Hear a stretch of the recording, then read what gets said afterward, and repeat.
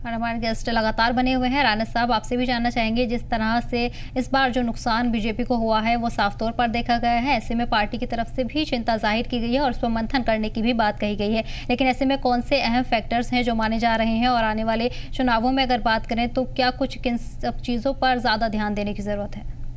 देखिए, ये बड़ा डिटेल एनालिसिस करना पड़ेगा बीजेपी को, क्योंकि अगर इलेक्शन का ट्रेंड देखें तो 3 से 4 स्टेट में बीजेपी को सबसे ज्यादा नुकसान हुआ है और काफी ऐसे स्टेट्स हैं जहां पे उन्होंने बहुत ज्यादा गेन करा।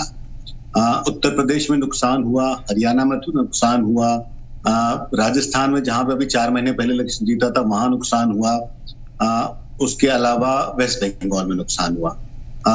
स्वीप मध्य प्रदेश में किया, गुजरात में किया, उड़ीसा में किया, साउथ में एंट्री ली है, तेलंगाना में इंप्रूवमेंट करी है, केरला में पहली बार नंबर्स आए हैं, आंध्रा में सीटें ली हैं, तमिलनाडु में वोट शेयर डबल डिजिट में पहुंच गया है, 10 के ऊपर क्रॉस कर गया है और कहीं ना कहीं एआईडीएमके का रिप्लेसमेमेंट बनता जा रहा है भारतीय जनता पार्टी। और असेंबली सेगमेंट्स की अगर आप डिटेल देखें, तमिलनाडु की तो 25%, 27%, 28% तक, 31% तक वोट गए। तो ये सिंपल ब्लैंकेट कहना कि ये हिंदुत्व वर्सेस रेस्ट है या वो आइडियोलॉजी, अगर हिंदुत्व इशू है तो इसकी जगह स्वीप क्यों हुए हैं, तो मुझे लगता है ये इन डेप्थ एनालिसिस करना पड़ेगा। यूपी में क्या गवर्नेंस के इशू रहे हैं, क्या जो कास्ट कॉम्बिनेशन रहा है यूपी का उसमें इम्पैक्ट है, क्या बीएसपी का वीक होना।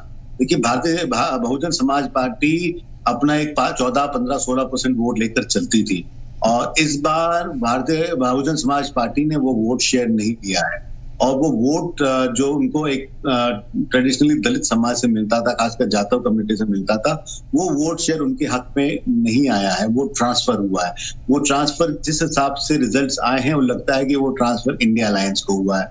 तो ये ट्रांसफर